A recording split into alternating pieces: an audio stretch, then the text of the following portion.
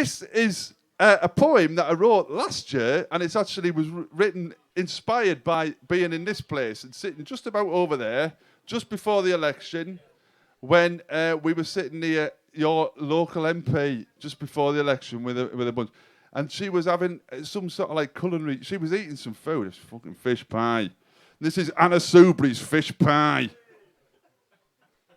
Watching TV post-general election, dreaming of a rebellion and insurrection, I viewed a host of smug-smiling new MPs filing into number 10 just to see what cushy job they each would be given from shiny-faced Dave and his coke-snorting mate from number 11. I spied MP and former TV presenter Anna Soubry like a dog with two dicks, beaming, smiling, blowing kisses in a new post as Minister for Small Businesses. But little did the Bain media know, whilst the shutters were clicking, what I had seen a few backs when in the Nelson, drinking and chatting with my Kimberley jam brethren. In the corner, holding court, right over there, our eponymous politicians surrounded by her eager but anonymous followers keen to support her electoral ambition. Half a lager, scribbling notes, laughing at her jokes, plotting their plans for the campaign ahead. We quietly observed, wishing they would fuck off instead. Eventually they scattered like rats from a ship, orders in hand, a three-lined whip, leaving Miss Soubry to dream of election as she perused the food menu to make her selection. 10 minutes later it duly arrived, and me and the lads were somewhat surprised. A strong smell of seafood invaded our senses, no doubt rifled away on expenses. With mountain hubris, no word of a lie, Anna Soubry had plumped for the Nelly fish pie. Hot as hell, a huge plate of tucker, but quick as a flash, she'd eaten the fucker. No sign of mash, veg, cod or prawns. She must have inhaled it because the bastard was gone. Now you may think that Anna's politics are shite, but now I see her in a whole different light. As she marched on to victory in the general election, no doubt sustained by her seafood addiction. She can't eat poppies, so she lied about the cash for a wanton feed of jambalaya mash. And when she opens a red ministerial box, there's no doubt for me what's conveyed inside. Policy papers, budget cuts, no, just a kilo of mix homemade fish pie.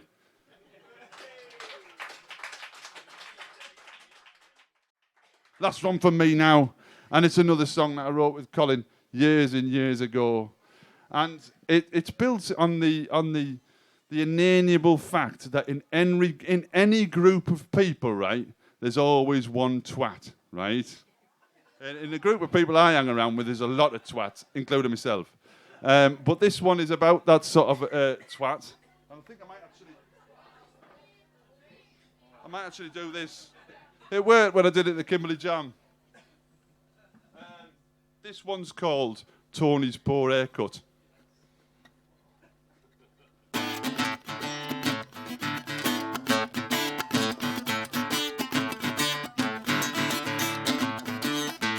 Tony's got a very poor haircut.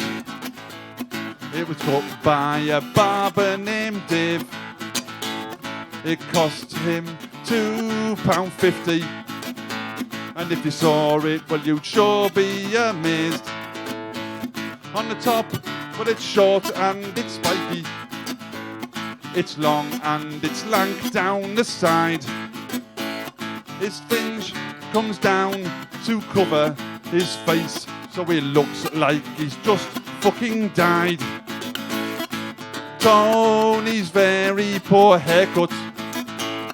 It looks like a bucket of shite. Tony's very poor haircut, but he's a cunt and it serves the twat right.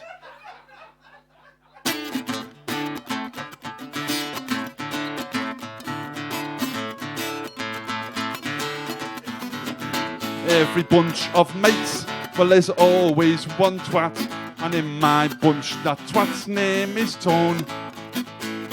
He always seems to know when he's down the pub. He always fuck off and leave us alone. He thinks he's cool and trendy, been his vodka and coke. But in truth, well, he looks like a bendy. And all the girls, well, they think he's a joke. Tony's very poor haircut. It looks like a bucket of shite. Tony's very poor haircut. But he's a twat, and it says the cunt right.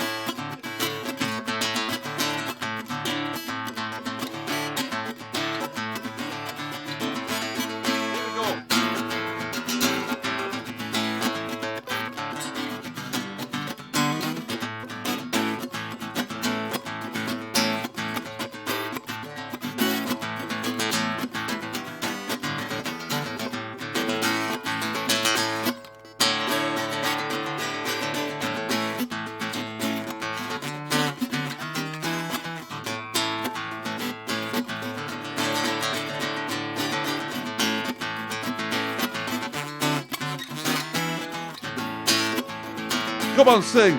Tony's very poor haircut. It looks like a bucket of shite. Tony's very poor haircut. But he's a cunt, and it serves the twat right.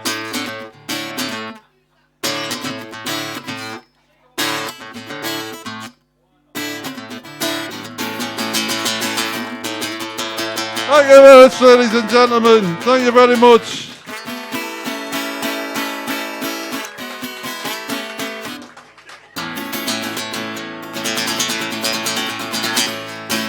Thank you very much.